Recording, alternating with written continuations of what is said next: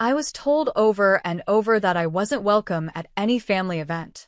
Those words shaped my silence more than any insult ever could. My name is Aubrey Linton, I'm 30. And if you think you know how this ends, stay tuned. Do you know what it's like to grow up surrounded by people who treat your existence like background noise? My family was loud, picture perfect, and selective. They had a rule that everyone followed, but no one said out loud. Belonging was conditional. If you didn't dress right, talk right, or make them proud, you were invisible. By 17, I'd become the family ghost, present in photos only when mom needed symmetry. I thought time would soften them. It didn't. Birthdays went by without calls. My brother's wedding came and went without an invite. Thanksgiving dinners? Oh, we figured you were busy. Busy. That word was their velvet dismissal. When I left Ohio for a marketing job in Portland, I told myself I'd finally breathe. The distance helped. I met people who didn't need me to perform, friends who laughed too loud, neighbors who dropped off soup when I was sick. Real people. Then came Eli, a man who loved quietly. He didn't ask for explanations, just honesty. When he proposed under the rain-lit bridge downtown, I said yes before he even finished the sentence. As our wedding plans unfolded, something inside me stayed cold. I couldn't shake the thought of sending invitations to the same family that had spent years pretending I didn't exist. Every RSVP would feel like charity. So I didn't. Not one. 2 weeks before the wedding, my cousin Danielle sent a voice note dripping with accusation. You really think you can cut everyone off, Aubrey? They're furious. You better fix this. I stared at my phone, then smiled.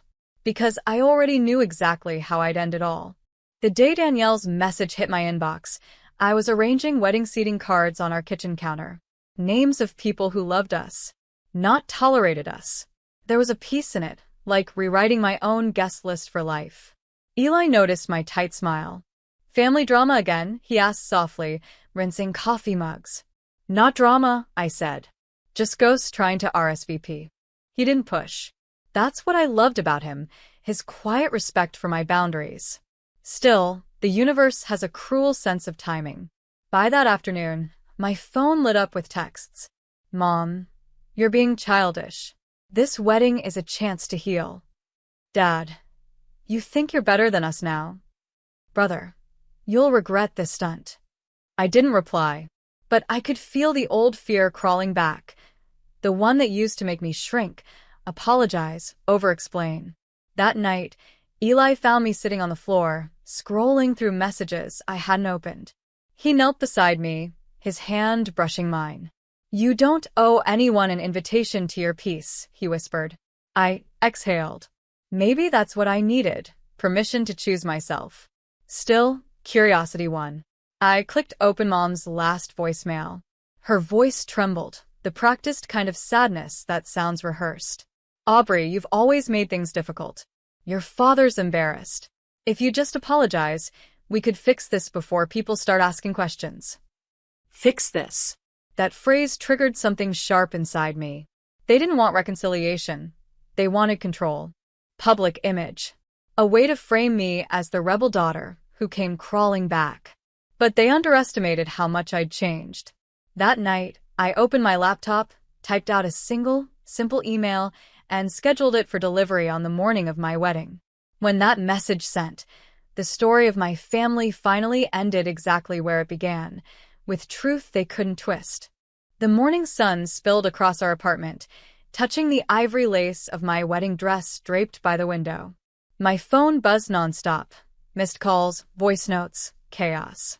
I ignored every one of them, because somewhere between last night and this morning, that email had been delivered. I could almost imagine their faces at breakfast, Mom opening it first, eyes narrowing as she read my words. I forgive you, but forgiveness doesn't mean access. Some doors close quietly, others permanently. This wedding isn't revenge, it's release. That was it. No anger, no defense, just truth. Eli peeked out from the kitchen, holding 2 mugs of coffee. You good? I smiled. Better than I've ever been. He grinned. Then let's go get married. The ceremony was small, 28 people under a canopy of fairy lights in a Portland garden. The air smelled of rain and roses. My best friend, Leah, adjusted my veil while whispering, "You look like peace." For the first time, I believed her. But peace didn't last long. Halfway through dinner, Leah's phone buzzed. She frowned, glanced at me, and whispered, "Aubrey, your mom just posted something." My stomach nodded. Against my better judgment, I took her phone. There it was, Mom's Facebook post. A photo of me as a child, captioned, "Some daughters forget who raised them. Sad day for our family, but love always wins." Within minutes, relatives flooded the comments. Cousins, aunts, even church friends, pitying her, shaming me. The same people who hadn't spoken my name in years were suddenly heartbroken. Eli saw my face and whispered, "Don't let them steal your moment." I nodded, but deep down, I knew this wasn't over.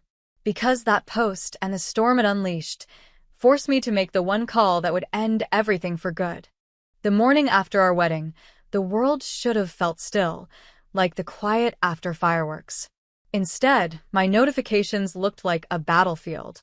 Hundreds of comments, messages, screenshots from friends saying, "Your mom's post is blowing up." Someone even tagged a local community group. Suddenly, my private wedding had become her public pity parade. I sat at the breakfast table in my silk robe, staring at my phone like it was poison. Eli leaned on the counter, reading my expression. "She's trying to make you look like the villain," he said. I nodded. She's always been good at rewriting stories. Then came a message from Aunt Janice. "Aubrey, people are saying you're unstable. Maybe apologize and move on. Family's all you've got." Unstable. That word hit harder than I expected. It was the same label Mom had used when I left home at 19, packing a single suitcase while she cried on the porch, not from loss, but from losing control. I locked my phone and walked to the balcony, the air cold against my bare feet. Down below, the city hummed, normal, unaware that my childhood was trending under hashtags about ungrateful daughters. Eli came up behind me, wrapping his arms around my waist. "You don't have to fix what you didn't break." I closed my eyes. "I'm not fixing it," I said quietly. "I'm finishing it." By noon, I had made up my mind. I called a local event coordinator, someone who worked on corporate PR crises. She owed me a favor from a past project. "Hey, Claire," I said. "You still handle social media cleanups?" "Of course," she said. "Whose mess are we erasing?" I hesitated for a beat, then smiled. "Mine." "But not how you think." Because the call I made that afternoon wasn't about revenge, it was about exposure. And by the time my family realized what I'd done, their own words would bury them far deeper than mine ever could. Claire didn't need much explanation. She'd seen my mother's post. "Classic manipulation campaign," she said, her voice dry. "If you give me a few hours, I can trace every account sharing it. We'll see who's behind the push." By late afternoon, she called back. "You might want to sit down for this." I was in the living room, wedding flowers still in vases, my veil folded neatly on the sofa. "Go ahead," I said. "It's not random. Your mom's been feeding screenshots and emails to a local blogger, one of those family gossip sites that loves drama. She sent them pictures, private stuff, and they're prepping an article." My throat went dry. "She's trying to ruin my name." Claire's voice softened. "Not if we get ahead of it. You still have that photo collection from when she threw you out?"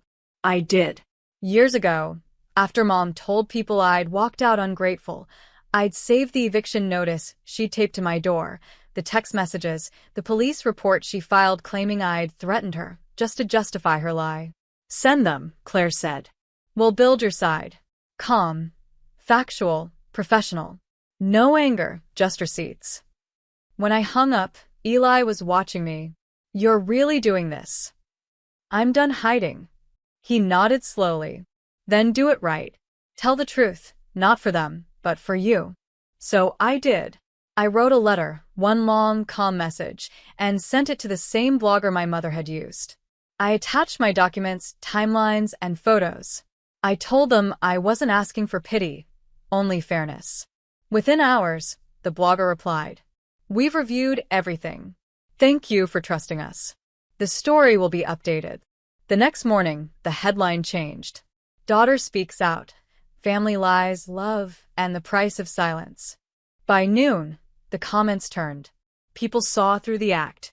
My mother's sympathy collapsed under the weight of her own words. And for the first time, the silence around my name wasn't shame, it was peace.